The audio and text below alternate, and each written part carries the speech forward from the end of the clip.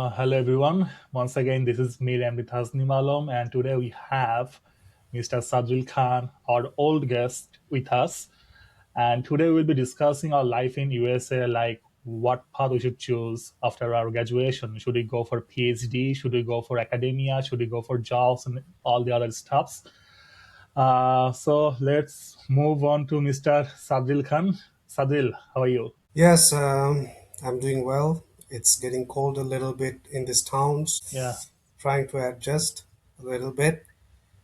But like you said, that today we are going to talk about more about professional life. Yeah. So professional life is something that has, I would say, dragged me into this weather. So definitely, it's some kind of related. So thank you very much once again for inviting me, and I look forward to joining to a fruitful discussion. All right. So, Sadril, you had your first master's in renewable energy, then you went back to our country, Bangladesh, taught there like for 4 years. Then you chose to be in USA. What drove you your what drove you to have your PhD, like further study after like 4 years of teaching students? All right. So actually, you started with my master's, but before that, I think I did my undergrad, my bachelor on geology. So as far as I remember, I graduated officially from that university around 2016, and then in 2017, almost immediately, I went to do my master's. I didn't do my master's in Bangladesh. I did it in the UK. When I was in geology, you know that it's more related to art than environmental science. Like more related to art science, I would say, rather than the environmental science. However, considering the current climate crisis that the most of the world is currently concerned about, I decided, or I felt more interest actually into this climate change topic. So that's why you can say that I kind of shifted my interest, or my interest got shifted to a different direction. And at that time, that's why I picked the renewable energy thing to do my master's. And I really enjoyed learning more about this climate thing, because in geology, we actually don't discuss that much the climate aspects. It's more into the subsurface things, and also some like millions of years ago's analysis. However, considering the current trend, the climate trends, so that's why I kind of, you can say, decided to change the direction of my masters. And after that, like you said, that I went back to Bangladesh and taught at Daffodil University for 4 years. That was also kind of focusing on the climate crisis and the sustainable development. So the like you said, after that I came to PhD. But PhD, I would say that this is more because of the continuation of my teaching career. That's the reason basically I choose to do a PhD. When you think about the teaching career, I remember I was in the fourth year of my undergrad. At that time, we had some kind of presentation. I think you were also there. So at that time, I realized, okay, I think I can use my particularly this forte to for my career. Maybe I can speak well, or maybe with my speaking, I can disseminate knowledge in a better way. So that's the reason I decided to join the teaching profession.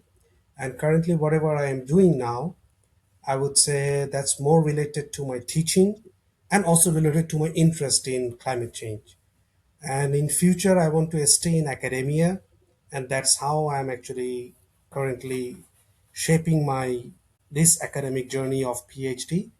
And I look forward to my future journey. Are you planning to go back Bangladesh again, or This you're is what planning I to? haven't yet decided. I will see what happens. But yes, certainly I'm inclined to get back, because I believe that I will enjoy a lot teaching there.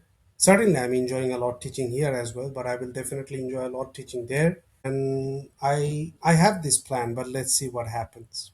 But before before you ask me any further question, I think that today, although this is your podcast, but you also have a lot to share. I think a lot more to share about professional life, right?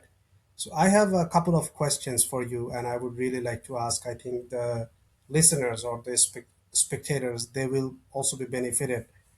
So Tasnim, I know you since 2011. I saw you joined the geology as a young bachelor student. And since the very beginning, what I found you that very much enthusiastic in geological studies, which I wasn't actually, but like because different people have different interests. So that's when I saw you that yes, I really found you very much interested in that domain, your basic and everything. You really used to, I would say, spend a lot of time studying that subject. So my first question to you that how was your journey that the very beginning of your academic journey related to professional life, which is undergrad? So how was that?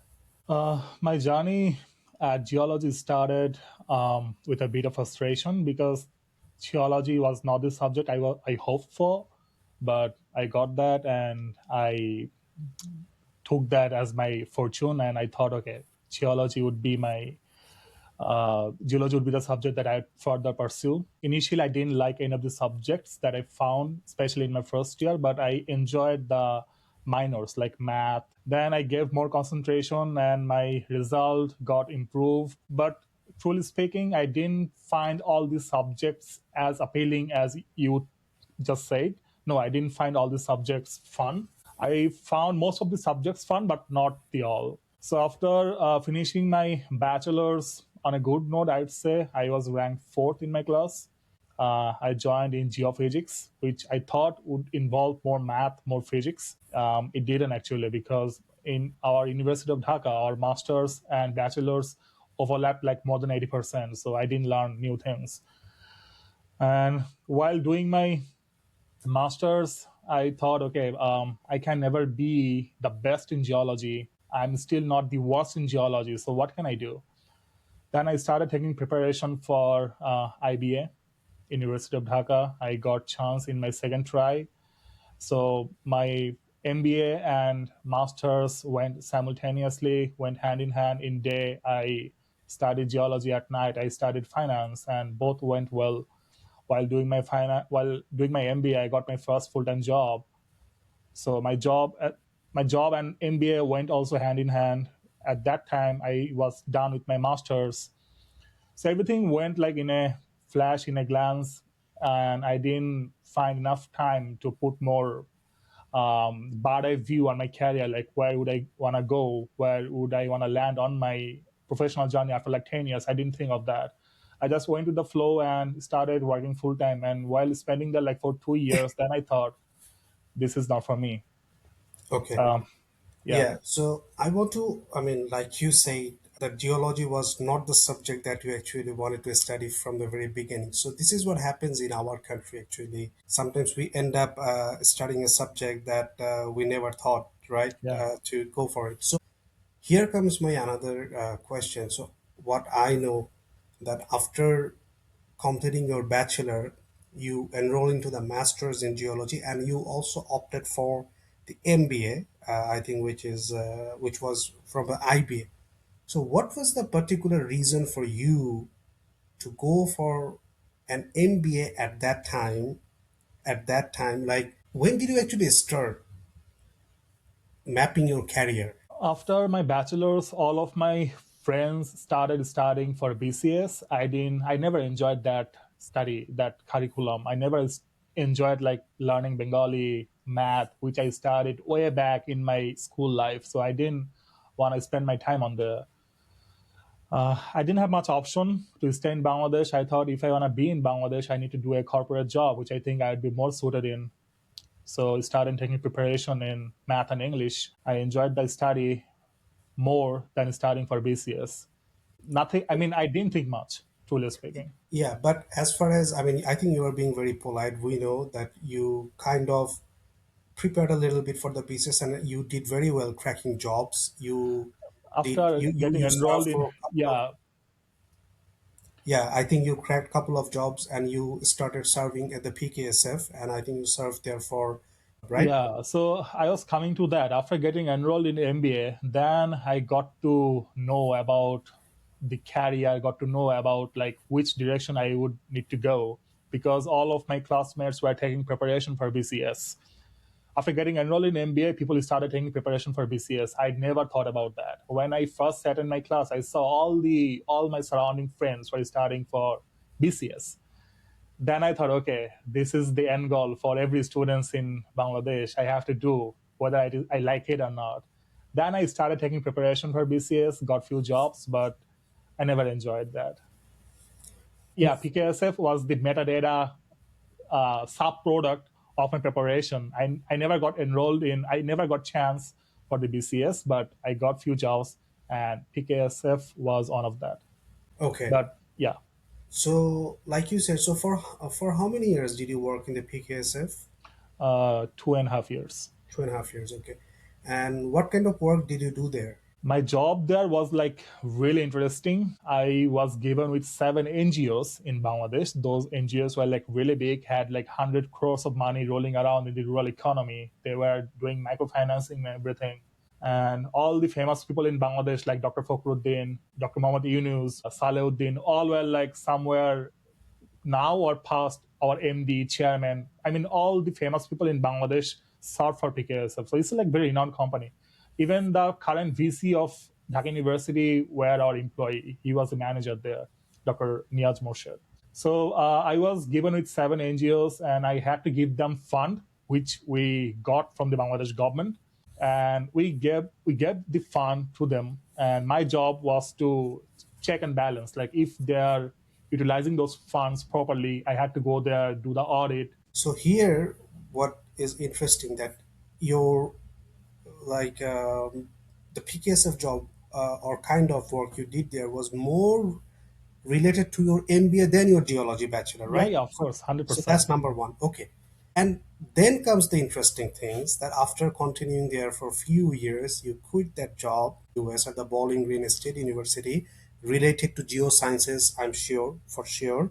And then now you're working at a satellite based company, which is more related to remote sensing and geosciences. So here I see kind of multiple shifting in Yeah, your career. So my question is number one, why? And number two, that have you mapped your career based on the like your interest change and seeing that how the trend in the world is changing? I think one of the things that influenced my decision a lot was my marriage. I got married in 2021 October. After being married, my wife, she also didn't like the study of BCS and everything. I told her to study for BCS because if she wanted to live in Bangladesh, BCS would be the best life that anyone can hope for. When she started studying for BCS, she complained a lot. She said, I cannot do that.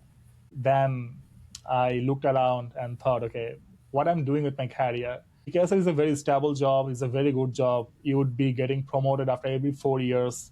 You can be 4 Very years. good. That's the main thing, yeah. So I It's more thought, like okay, routine work, and that job was stable, but that stable thing hurt me a lot. I thought I would want something more fast paced, where I would get more reward for my talent, for my work. If I want to work more, I want to get more reward, which was not possible in Bangladesh, probably in the corporate jobs, but not in the company that I work, which is PKSF. And then I emailed one of the professors at night, got instant reply. The next day I applied. Within few days I got the admission offer and funding, and that was it. so. The next thing is that you completed your masters and then you entered into the job market in the US. So was that a pre-planned thing before you came to the US, or you opted to go for it after you finished your masters or while you were completing your masters? Like I'm asking about your job in the US. Like, Yeah, so the job in USA was like very pre-planned for me. I decided it way early, which I didn't in my early career. When I first got the admission in masters here, I thought like I already knew that I would want to do a job after finishing my masters, because if I wanted to be in PhD, I would apply in a PhD. Because when I got the admission, I was already 29. I knew that I didn't have much time for academia. So after spending like 2 years in masters and again 5 years in PhD, that wouldn't make any sense for me. Then also I talked with one of our common and dearest friends, Nabil Murshid. He also opted for job after finishing his masters.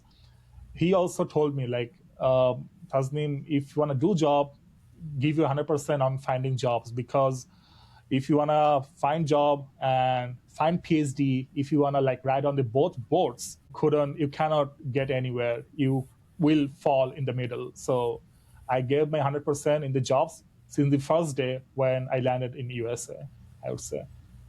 But here, actually, I think that it sounds a little bit of, I would say, risky what you said, because, Yeah. for example, if you want to go for a job, there is no guarantee that whether you will get it or not. And here, you have to maintain your immigration status legally. So, in that case, what do you say?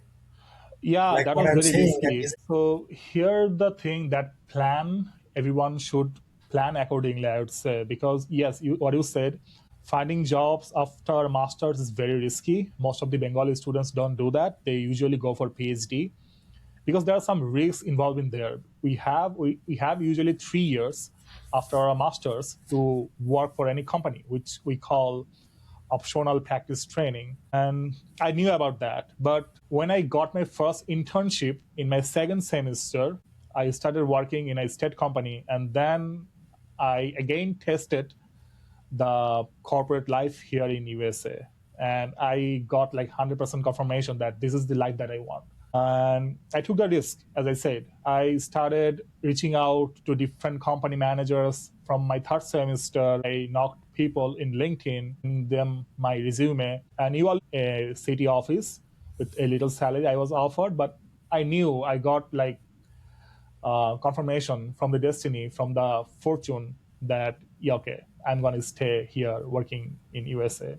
That time I knew at my okay. third semester. So, here also your success continues in terms of cracking jobs. So, you were, I think that is good that you were able to crack a couple of jobs. So, my question is, that to get jobs in the US as an international grad student, what do you think that which factors could be the deciding thing?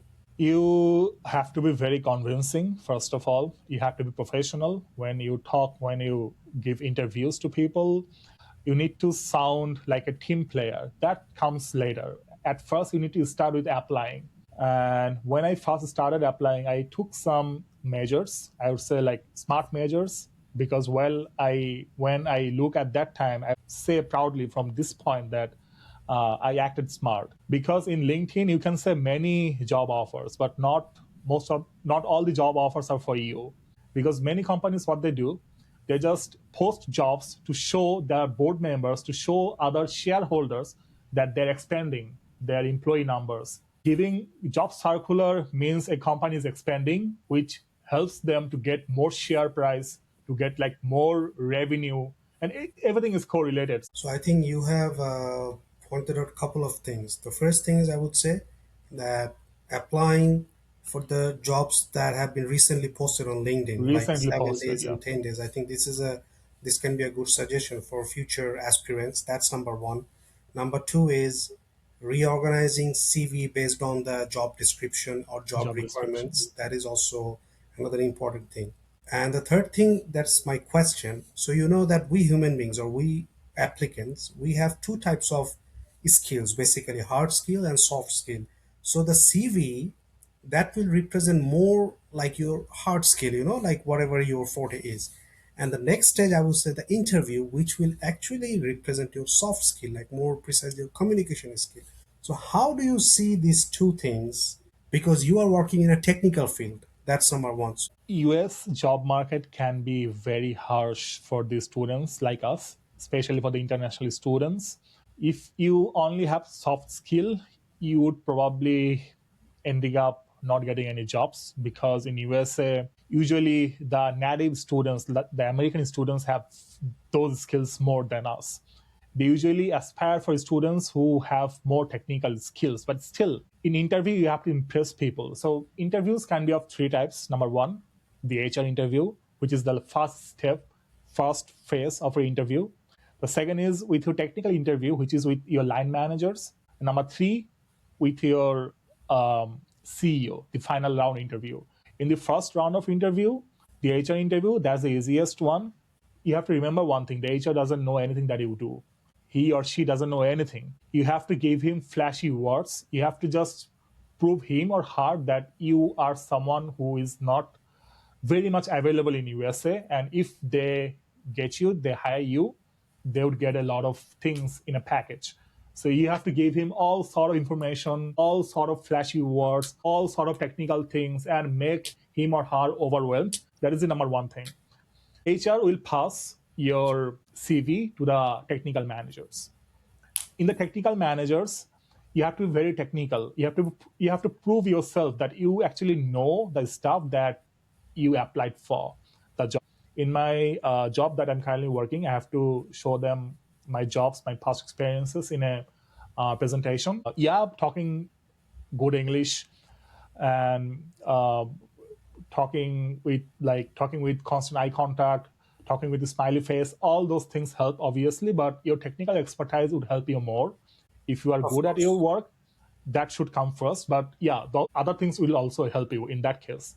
Okay, Number so I get three, it. I get it. So both things are almost equally important, but but for the technical yeah, skills count more because other skills here, the native people, they have it better. That's what you're in saying. the third round of interview, like with the CEO interview, only soft skills of you that matters. So if you don't have your soft skill, you wouldn't get past the final round. So that also important. Okay, okay, that's a great thing. And another thing that I would like to ask you that is, I think, a query from many international students is about the timing of job, like because of the immigration status and other things, you can have your OPT initially for 1 year, but you have to secure a job, as far as I know, to extend that OPT.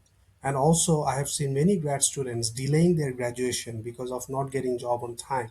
In that case, what is your suggestion? Because time matters here, and sometimes there are students struggling because they don't have any fund, so they can't really continue their study anymore, or delay their graduation. They have to finish it, but they don't have any job.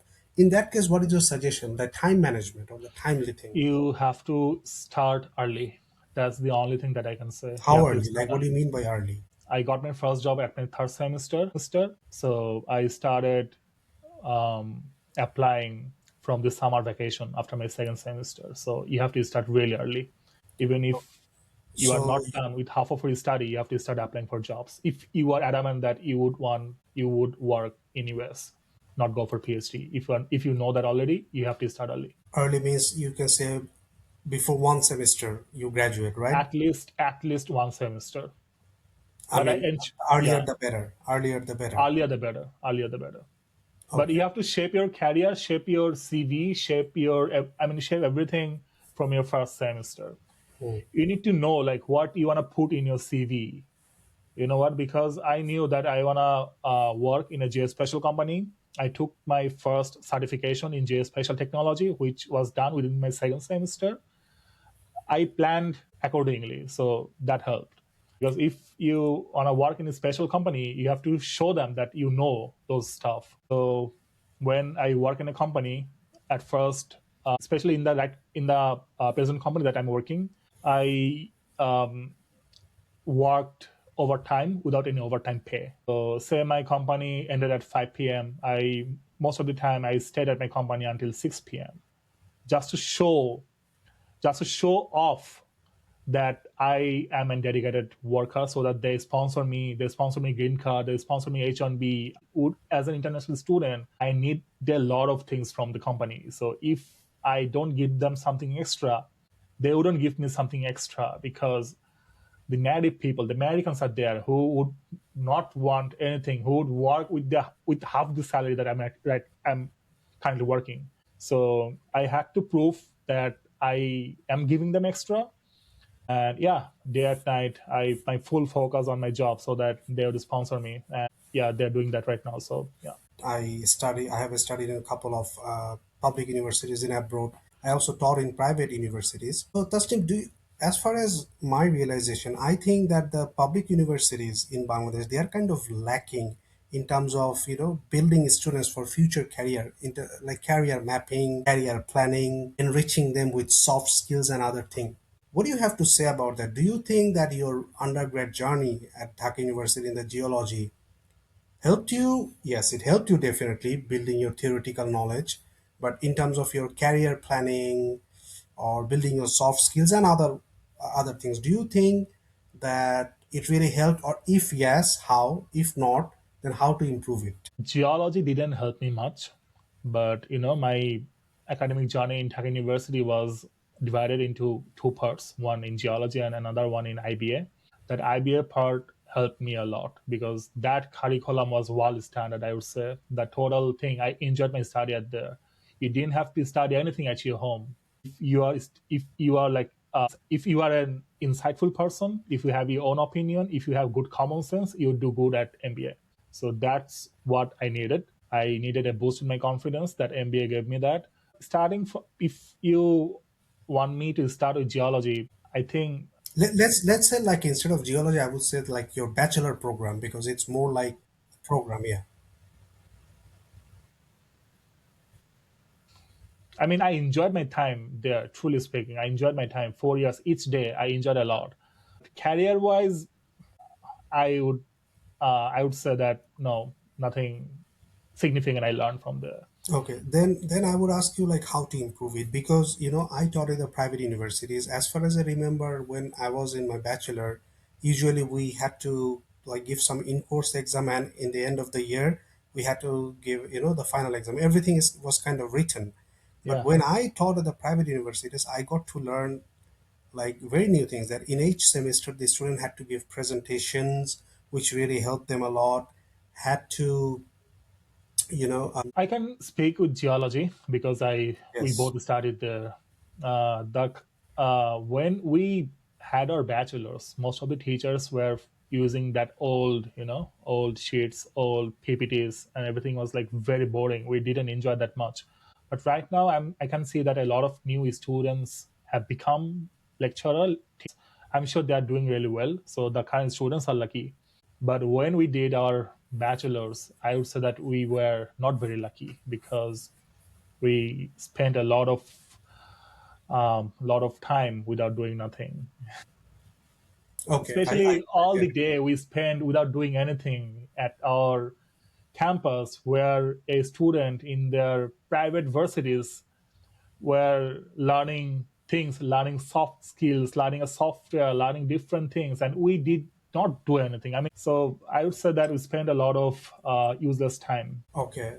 Yes, you're right, and I And if completely you agree ask me like with how you. Okay. So, like you said, that it's true. Unfortunately, things should have been better during our time. It would have helped us definitely, at least to have a dream or to have a plan, which many of our students didn't have. They had, but when they reached fourth year, which was actually kind of very late.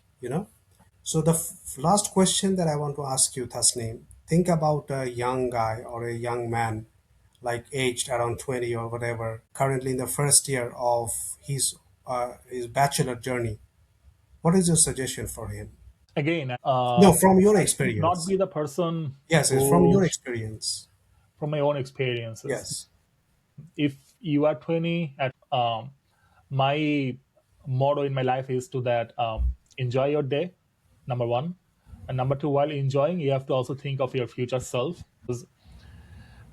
Just to give you a small insight on investing, if you like invest one taka, one BDT today, with 20 years, it would be 17 taka. In 30 years, it would be 40 taka. In 50 years, it would be 100 taka. Like it increases exponentially. So the more knowledge you gather early in your life would increase exponentially in your future self. If you start late, you end up being less than your contemporary friends who started early. So if you are 20, enjoy a day, first of all, but also you have to think about your future self. If you know that you're going to stay in this career, in your the career that you choose for your bachelor's, study really well. If you know that you are not enjoying that next 4 years of your life, start studying for BCS or the jobs that you want to do. If you know that, so it depends on your family, it depends on your background, it depends the money your father is earning, it Hmm. depends on all. I mean, every student should have their different path, and if you can figure this out early in your life, it would reward you better at the end of your life. Great, great. So thank you very much, Tasim, for sharing all the insights. I want to tell our spectators that the reason I have asked Tasnim too many questions, because he has kind of in-depth and multidimensional experience studying in the Bangladesh, working in Bangladesh, studying in the US, and working in the US. That's why I kind of persuaded him to share his experience. I hope the listeners will find it useful. So, yes, I think today it was more about listening to you. Thank you very much once again for inviting me and allowing me to ask you questions on this. So, do you have any final thoughts to conclude on? Yeah, in this episode, I have only talked about myself, but I wish in future episode I would ask you about your research, about your future plan, about your past decisions, and but for now, for today, I think we have done enough. Yes. Thank you very Yeah, much. yeah. Thank you. Bye.